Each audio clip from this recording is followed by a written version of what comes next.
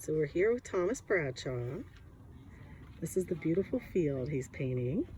You can see there's some other people that are just coming out to look at all the sunflowers.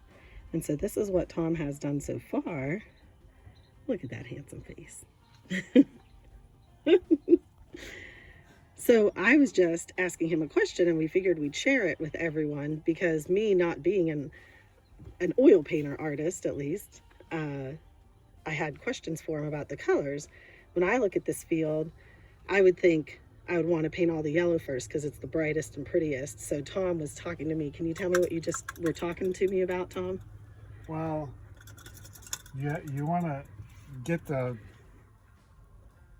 overall harmony first, and then lay in the, like, all the harmony of the lighter green. There's so much green out here, so I had to put in a reddish undertone too, so you can kind of see the red undertone. I tried to brighten it up a little bit to see, since we're in the shade. Yeah, but you want to get the darks in there first, because unlike watercolors, you put the darks in last, but oil paints, you put the darks in first. So if my focus is on the yellow sunflowers, that's what I would put it in last?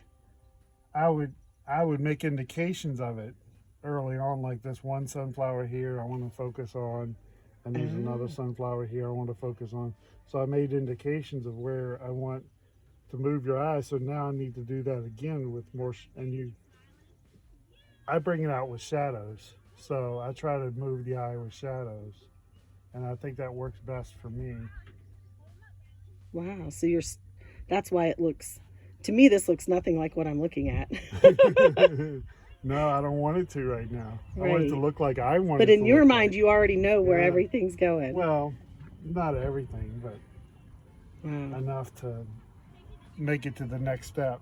Make it to the next, because once you put one brush stroke down, it's going to affect everything else out there. So you have to kind of dictate how you want the viewer's eye to go.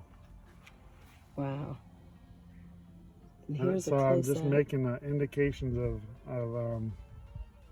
the shadow? Of the shadow areas that I want, and kind of, so I start off with a big shape. I start off with this big triangle kind of shape, and then you just, once you're done with all the shapes, you just kind of refine each shape and make them smaller.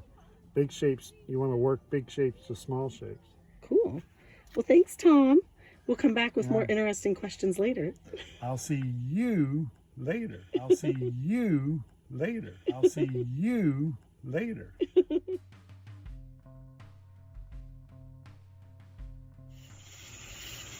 Okay, so this is our second video question on Thomas Bradshaw painting this beautiful sunflower. So here we're coming into the studio. So Tom, what are you doing in here? Hey everybody. Oh, I'm just touching up this. We started this earlier today, so I left the scene because it was 100 degrees out, high noon. Yeah, it was hot. And my eyes were getting kind of blown out from, because there's so much light out there. So I just wanted to come home and rest my eyes a little bit, and then let it tell me once I'm in a home environment what it wants to do. But I didn't have to do much. I really just had to touch up a few edges. So right now you're touching up kind of the sky?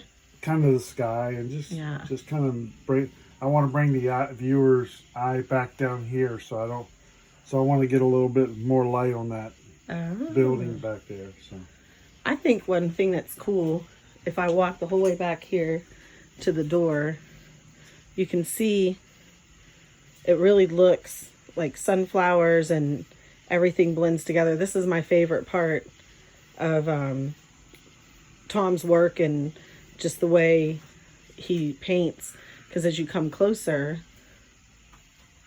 you can see it really is just a lot of little brush strokes. And so that's very impressionism, right? yeah. Yeah. So I love it in different ways. You can see we have some lights here because this is a studio. So different ways the light hit it.